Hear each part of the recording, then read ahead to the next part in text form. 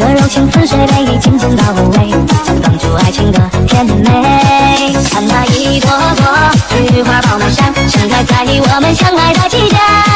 就算海水痛，就算石头也不烂，我的心也不会再改变。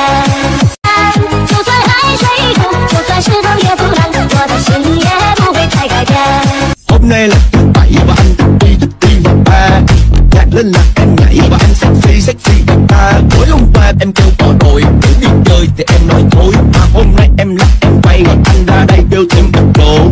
Lắc quay em bay trong cơn phê, yêu em và lòng tin mà anh nói thì rằng là em mê.